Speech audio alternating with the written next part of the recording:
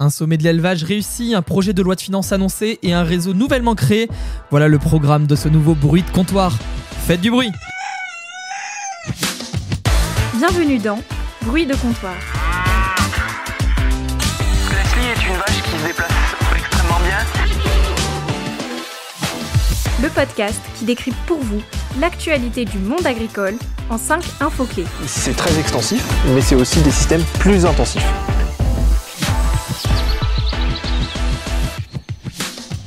Allez, prenez place, vous êtes bien dans Bruit de comptoir, l'actualité de l'élevage en 10 minutes, top chrono, un nouvel épisode à retrouver sur le podcast des éleveurs, sur Spotify, Deezer et autres plateformes de streaming. Comme d'habitude, vos rubriques sont là et ne bougent pas, l'incontournable, l'info éco, l'actu feel good, le vu sur les réseaux et l'insolite. Vous êtes prêts? Bruit de comptoir, 16e épisode, c'est parti. On s'est inquiété, on a tremblé et finalement on se réjouit. Quelle bouffée d'air que ce bilan du sommet de l'élevage 2025, habituellement l'événement de tous les records. Cette année, la dermatose nodulaire contagieuse bovine nous promettait peut-être une édition morose. Eh bien, il n'en est rien. Même si les halls bovins viande et lait nous ont paru un peu vides cette année à Cournot d'Auvergne, décision étant prise de ne pas exposer les bêtes, ça n'a pas empêché les visiteurs d'être au rendez-vous. 104 000 visiteurs sont venus arpenter les allées du sommet, dont 6 000 internationaux provenant de 104 pays différents. C'est 8 de plus que l'année dernière, ce qui est loin d'être négligeable quand on voit l'importance de donner une vitrine à l'agriculture française. Et surtout avec de grands moments, les farm tours par exemple ont été suivis par près de 1000 personnes, taux de remplissage à presque 100%. Compliqué de faire beaucoup mieux.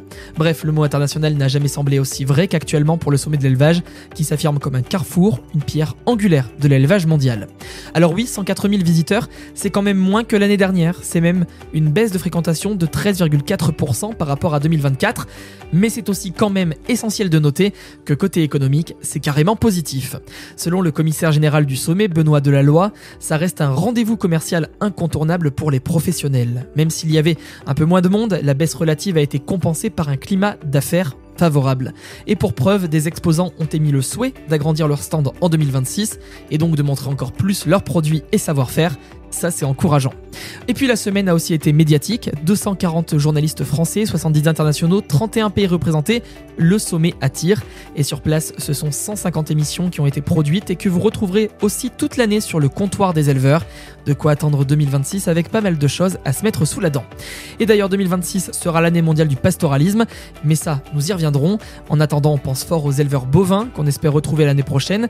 Il y a tous les éleveurs caprins, ovins, équins qui ont été sur le devant de la scène cette année et qui ont aussi fait l'essence d'un sommet réussi. Osons, il suffit de faire un pas, c'est comme cela que l'on avance pour la France et pour les Français. Que prévoit la loi de finances 2026 ? Le Premier ministre Sébastien Lecornu a présenté le 14 octobre dernier en Conseil des ministres les projets de loi budgétaires pour 2026, un moment attendu en particulier par le monde agricole puisque plusieurs mesures fiscales sont prévues pour le secteur, dont certaines réclamées par la FNSEA et les jeunes agriculteurs. Déjà, la déduction pour épargne de précaution est prolongée. Le texte souhaite l'amener jusqu'à 2028. On rappelle, ce mécanisme permet pour les exploitants de sécuriser en mettant de côté une partie de leurs bénéfices des années pleines. Elle est déduite du résultat imposable. Côté agriculture biologique, le crédit d'impôt sera quant à lui maintenu jusqu'en 2027. Il doit permettre aux agris désireux de s'inscrire dans des pratiques agricoles plus durables, d'être accompagnés dans leur démarche, et c'est important parce que la filière bio connaît quelques obstacles actuellement. En revanche, le crédit d'impôt HVE ne serait pas reconduit.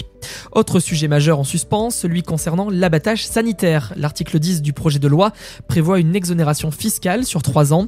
L'exploitant agricole touché par un abattage pour raison sanitaire, comme on entend parler en ce moment, sera exonéré de l'impôt sur les plus-values ou les profits sur stock dégagés. Ceci étant dit, le pire reste à venir. En effet, le projet de loi ne se montre pas tendre avec l'agriculture. Déjà, il compte supprimer des avantages fiscaux pour les biocarburants avec la fin du tarif particulier pour le carburant baissant ou la réduction progressive de l'avantage fiscal pour le E85. Mais surtout côté dépenses, globalement c'est une coupe de 200 millions d'euros qui est attendue pour la mission agriculture, forêt, ruralité. Le budget du ministère de l'Agriculture est donc ramené à 3,8 milliards d'euros, ce qui en ferait une seconde baisse consécutive.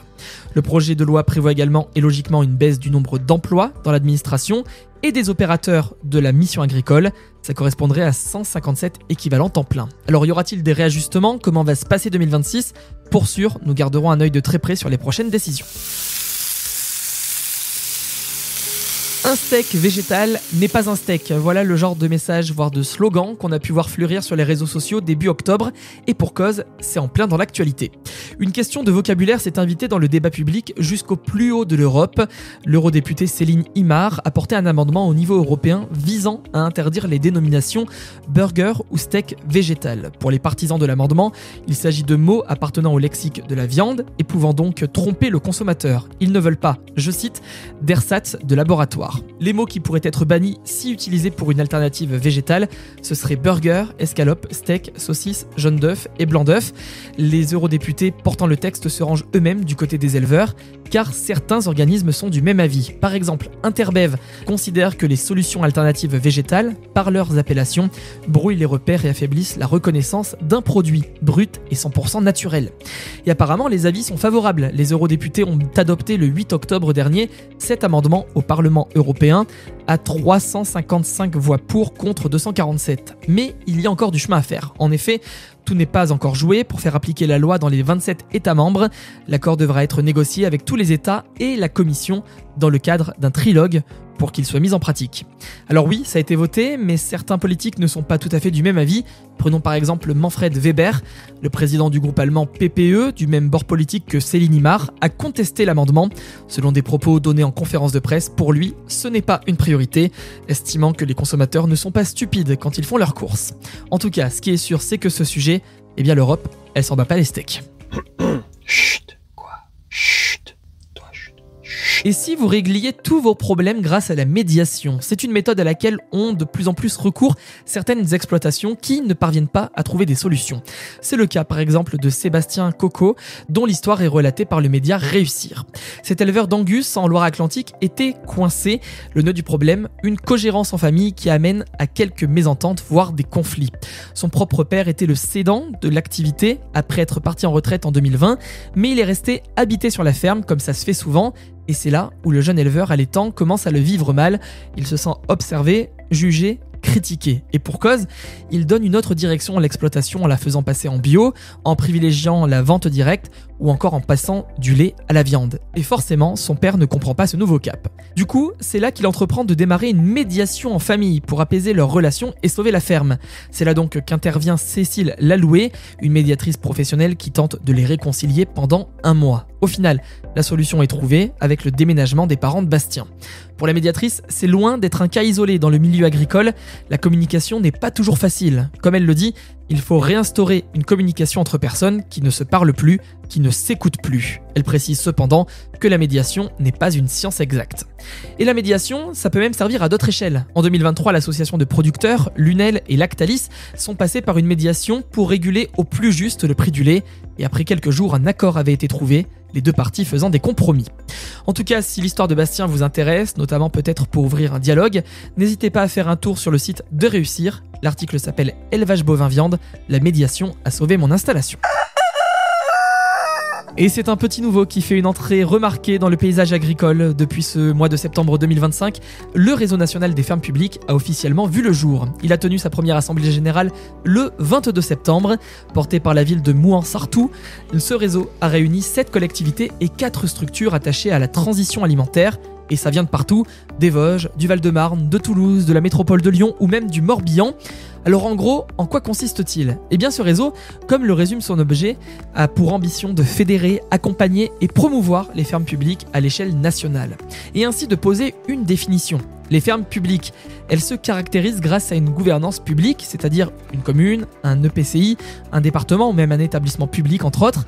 C'est aussi une ferme qui prévoit une production destinée à la restauration collective ou à un service public comme les cantines, les EHPAD ou les épiceries sociales. Mais ces fermes, elles doivent aussi avoir un engagement en faveur de l'agriculture bio. Une fois ces 3 conditions remplies, hop, c'est possible d'intégrer le réseau.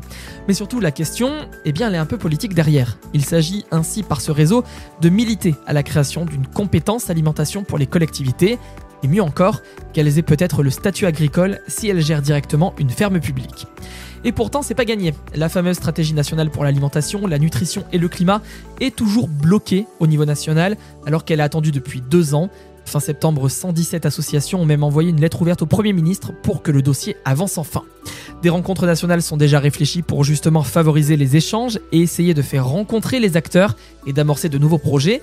Alors oui, le modèle des fermes publiques est assez exigeant et chaque territoire devrait avancer à sa vitesse sur le sujet, mais est-ce le modèle d'avenir ? La suite et peut-être les actions du réseau nous le diront.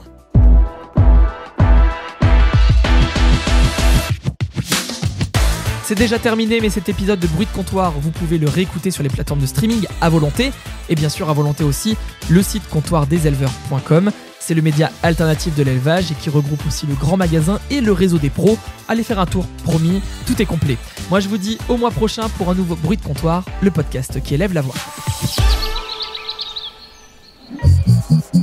Comptoir des éleveurs.